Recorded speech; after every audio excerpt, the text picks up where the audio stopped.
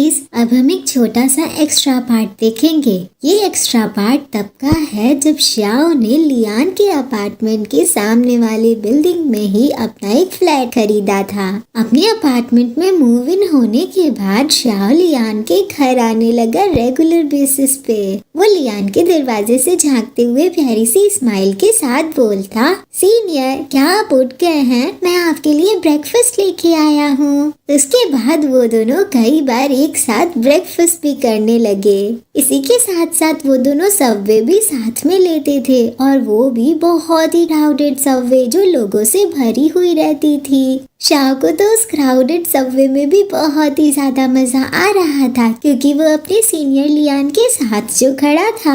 पर लियान को बिल्कुल भी समझ नहीं आ रहा था कि आखिर शाह जो कि इतना अमीर है वो ऐसे आम लोगों जैसे इतनी तकलीफें क्यों सह रहा है। वो शाह से पूछता भी है कि एक अमीर आदमी होने के नाते जिसे आम आदमी के दर्द और तकलीफ का कोई भी एहसास नहीं है, तुम इतनी भीड़ भाड़ वाली मेट्रो में क्यों सफर कर रहे हो जबकि तुम अपनी लग्जरी कार चला सकते हो।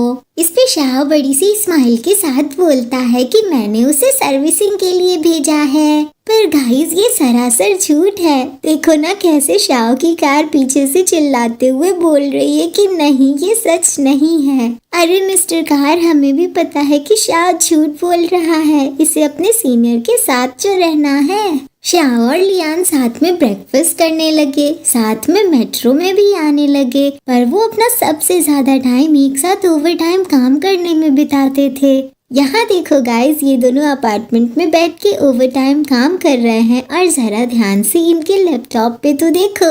इन दोनों के लैपटॉप पे आधे आधे दिल बने हुए हैं जो एक दूसरे के साथ मिलके एक पूरा दिल बनाते हैं। गाइस अब जरा लियान के ये डार्क सर्कल्स को तो देखो। ओवर टाइम करते करते इसकी आंखों के नीचे कितने गहरे डार्क सर्कल्स आ गए हैं। काम करने के बाद लियान और शाह बैठे हुए थे तो लियान शाह से पूछता है, मुझे तो ये समझ नहीं आ रहा कि तुम अपने पुराने घर में ठीक ठाक से रह रहे थे, तो फिर तुमने मेरे पड़ोस में रहने का फैसला क्यों किया जो कि कंपनी से इतनी ज्यादा दूर है। रात के लगभग 1 बज चुके हैं और हमें सुबह सुबह 5 बजे उठना पड़ेगा मेट्रो पकड़ने के लिए, तो फिर तुमने इतनी दूर रहने का डिसाइड क्यों किया। थोड़ी देर बाद हम देखते हैं कि ओवर टाइम काम करते करते लियान वहीं टेबल पे ही सो गया था।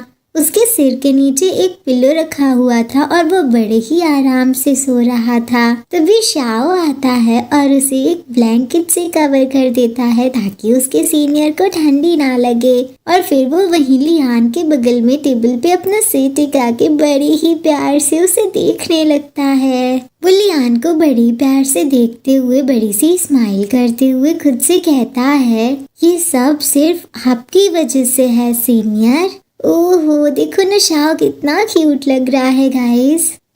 अब हम वापस से इस स्टोरी पे आ रहे हैं। स्टोरी वहीं से कंटिन्यू हो रही है जब रात में 2:30 बजे लियान शाह के रूम पे नॉक करके उसके कमरे में आया था ये चेक करने के लिए कि शाह अच्छे से सो रहा है या नहीं। फिर हमने देखा था कि वहाँ पे शाह ने लियान को बताया कि सोने के लिए उसे मेडिसिन खानी पड़ती हैं और वो ये मेडिसिन 21 और 22 साल की उम्र से ले रहा है। जिस पे लियान उससे पूछता है कि क्या उस टाइम कुछ हुआ था।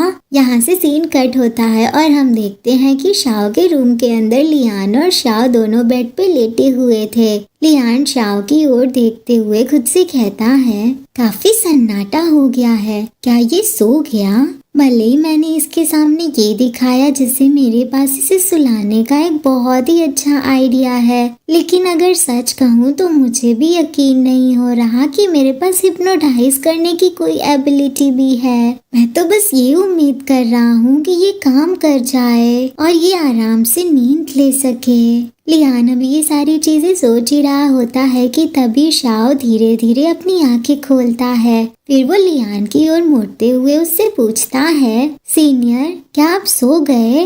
लियान सोने की कोशिश कर रहा था और वो थोड़े से अनॉयड टोन में बोलता है कि मैं अभी बात नहीं कर सकता। इस पे शाओ हिचकिचाते हुए उससे पूछता है, सीनियर, क्या आप अपनी पीठ मेरी तरफ कर सकते हो? इस पे लियान शाओ की ओर देखते हुए कहता है, क्या ऐसा नहीं हो सकता कि मैं बस अपनी आंखें बंद कर लूं और तुम्हें बिना देखे ही सो जाऊं? ये सुन के शाओ अपनी पपी आइज के साथ अपनी नेक को सहलाते हुए जवाब देता है कि ये काम नहीं करेगा सीनियर। शाओ को ऐसे एक्ट करते हुए देख के लियान फाइनली हार मान ही लेता है और ठीक है बोलते हुए वो अपनी पीठ को शाओ की ओर कर देता है। फिर वो उससे आगे बोलता है, लेकिन तुम्हें मेरी बात माननी होगी, अपनी आंखें बंद करो और सोने की कोशिश करो। शाओ ठीक है बोलते हुए अपनी सीनियर की बात को फॉलो करने लगता है। एक तरफ शाओ सोने की कोशिश कर रहा था और वहीं दूसरी ओर लियान साइड आई से शाओ की ओर देखते हुए मन में सोच रहा था, क्या मेरे यहाँ होने से इसे और भी ज्यादा बेचैनी हो रही है? हाँ, जाहिर सी बात है, आखिर अपने सीनियर के साथ एक ही बिस्तर पे कौन ही सोना चाहेगा भला? लोग तो अपने सीनियर्स को अवॉइड ही करते हैं। लियान भी ये सारी चीजें सोच ही रहा होता है कि तभी शाओ हिम्मत जुटा के उससे पूछता है, सीनियर, क्या मैं आपको हक कर सकता हूँ? शाओ का ये सवाल सुन के लियान उससे पूछता है, क्या इससे तुम्हें सोने में मदद मिलेगी? शाओ प्यारी सी स्माइल के साथ जवाब देता है, इससे मुझे वार्म फील होगा। लियान गहरी सी सांस लेते हुए बोलता है, ठीक है, आ जाओ। लियान की हाँ सुनते ही शाओ एक भी मिनट की देरी नहीं करता और तुरंत उसके बगल में चला जाता है। वो तुरंत जाके उसकी कमर को पकड़ लेता है और उसे हग करते हुए उसके करीब चला जाता है। लियान के करीब जाने के बाद तो शाओ के चेहरे पे इतनी प्यारी सी स्माइल आती है कि पूछो ही मत। शाओ को तो बहुत खुशी हो रही थी, पर लियान की बॉडी एकदम स्टिफ हो जाती है। तभी शाओ की नजर लियान के टैटू पे जाती है जो उसकी टी शर्ट से नजर आ रहे थे।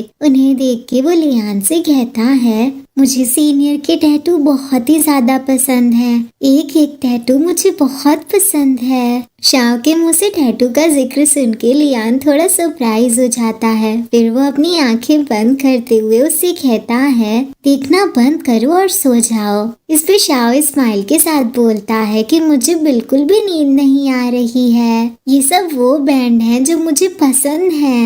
ये बोलते हुए शाओ लियान के और ज्यादा करीब आ जाता है। वो उसे एकदम करीब से हग कर रहा था। शाओ के इस एक्शन से लियान को कुछ कुछ होने लगता है। वो तो अपनी जगह पे फ्रीज ही हो गया था जैसे।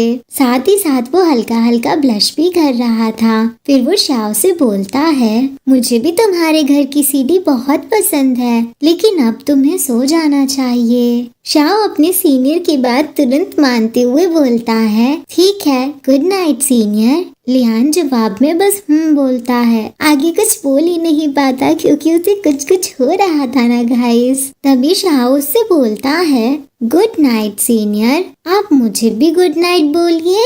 अब लियान शाओ की रिक्वेस्ट को कैसे मना कर सकता था भला, इसीलिए वो ब्लश करते हुए उसे गुड नाइट बोलता है और उसके बाद दोनों सोने की कोशिश करने लगते हैं। पर लियान को कहाँ ही नींद आने वाली थी गाइस। वो ब्लश करते हुए मन में सोच रहा था, दूसरों को सुलाने की चिंता करते करते मुझे अपने नींद की भी चिंता होने लगी है। दो आदमी एक दूसरे को हक कर रहे हैं, इस सिचुएशन में मैं कैसे सो सकता हूँ भला। ओहो, ये चैप्टर तो बहुत ही प्यारा था गाइस। अब धीरे धीरे हमें इन दोनों के और भी प्यारे प्यारे मोमेंट्स देखने को मिलेंगे।